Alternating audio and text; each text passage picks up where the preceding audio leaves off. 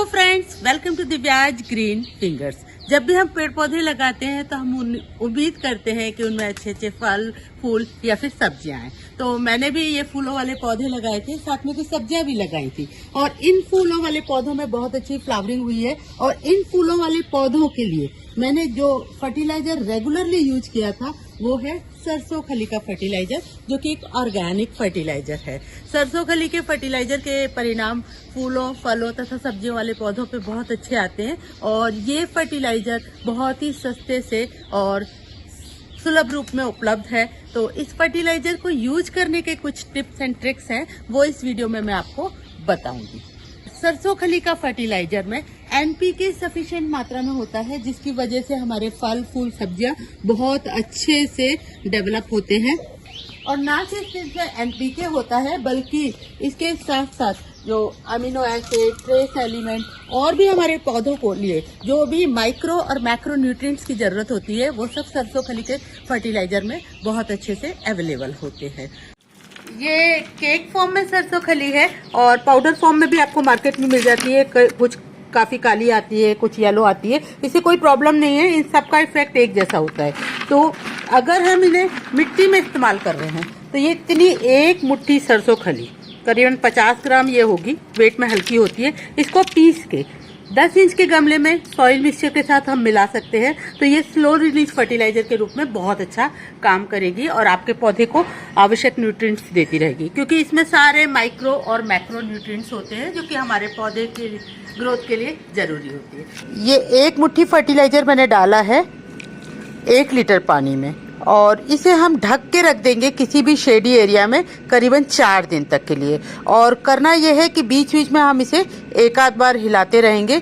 और ऐसा अगर आप मिट्टी के पॉट में करें तो बेस्ट है, और अगर मिट्टी का पॉट नहीं है तो आप मेटल पॉट हरगिज मत लीजिएगा, आप प्लास्टिक की बाल्टी ले सकते हैं।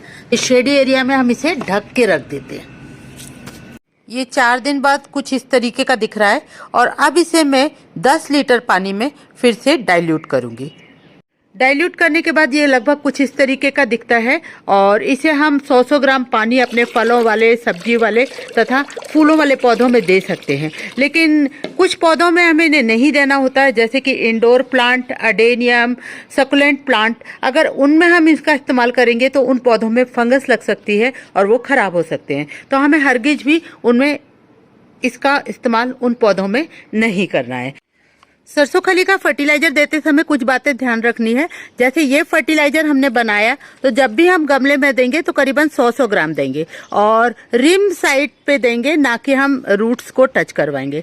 दूसरी बात ये कि इस फर्टिलाइजर को देने से पहले करीबन 1-2 दिन पहले आप गमले में पानी देना बंद कर दीजिएगा, जिससे जैसे ही आप इस फर्टिलाइजर को गमले में देंगे वो पौधा जल्दी से उसको एब्जॉर्ब करेगा। ये फर्टिलाइजर मैंने इन पौधों को हर 10 दिन के अंतराल पे पौध लगाने के बाद दिया था और नतीजा आप देख सकते हैं कि फ्लावरिंग कितनी ही सुंदर हुई है। और सेम फर्टिलाइजर मैं अपने सब्जियों वाले पौधे को भी देती है और उनमें भी बहुत अच्छी फ्रूटिंग हो रही है। लेकिन सरसों खली का जो फर्टिलाइजर है वो हम पौधों में फॉलियर स्प्रे नहीं करते हैं। फर्टिलाइजर देते समय नीचे पौधों में छींटे वगैरह लग जाएं तो ऐसी स्थिति में आप पौधे को नीचे से धो दीजिएगा, जिससे कि उसमें फंगस ना लगे। अगर हम सर्दी के सीजन में इस फर्टिलाइजर को देते हैं तो फर्टिलाइजर का रेशियो 1:10 लीटर का रहता है, लेकिन अगर हम गर्मी के सीजन में इस फर्टिलाइजर को दे रहे हैं तो इसको और भी ज्यादा डाइल्यूट करते हैं। हम 10 लीटर की बजाय हम इसमें 15 लीटर पानी मिलाते हैं, जिससे ये फर्टिलाइजर और ज्यादा माइल्ड हो जाए। इसके साथ साथ इस फर्टिलाइजर की शेल्फ लाइफ बहुत ज्यादा नहीं होती, तो जरूरत के हिसाब से ही हमें इस फर्टिलाइजर को बनाना होता है। करीबन 1 वीक से ज्यादा आप इस फर्टिलाइजर को रख नहीं सकते हैं, उसके बाद आपको इसको खत्म ही करना होता है, तो आप जरूरत जितना ही इसे बनाइएगा। सब्जियों में भी मैंने ऑर्गेनिक फर्टिलाइजर के रूप में सरसों खली का फर्टिलाइजर यूज किया है। गिलकी में, तोरई में, लौकी में, सब हेल्दी सब्जियों के लिए और ऑर्गेनिक सब्जियों के लिए हम सरसों खली का फर्टिलाइजर अगर यूज करते हैं तो इसके रिजल्ट्स बहुत ही अच्छे आते हैं। सरसों खली के फर्टिलाइजर में NPK, trace element, nitrogen, potassium, amino acid, ये सब बहुत अच्छी मात्रा में होते हैं, तो फलों वाले पौधे, सब्जियों वाले पौधे, अगर फल फूल आपके पौधों में नहीं आ रहे और आप इसे रेगुलरली हर 10वें दिन इस्तेमाल करते हैं तो पौधों में बहुत अच्छे से फ्रूटिंग होने लगती है और फ्लावरिंग भी होने लगती है। इसके अलावा पत्तियों में अगर पीलापन है तो इसमें नाइट्रोजन बहुत अच्छी मात्रा में होता है, तो उसके लिए भी ये बहुत अच्छे से काम करता है। तो मैजिक फर्टिलाइजर हम इसे कह सकते हैं।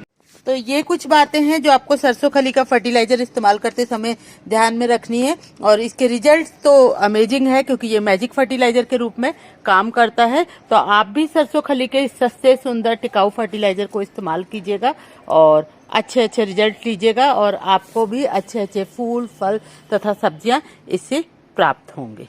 तो फ्रेंड्स, आई होप आपको मेरा ये वीडियो पसंद आया होगा, और अगर आपको मेरा ये वीडियो पसंद आया है तो इसे लाइक कीजिएगा, कमेंट कीजिएगा, शेयर कीजिएगा और मेरे चैनल को सब्सक्राइब कीजिएगा।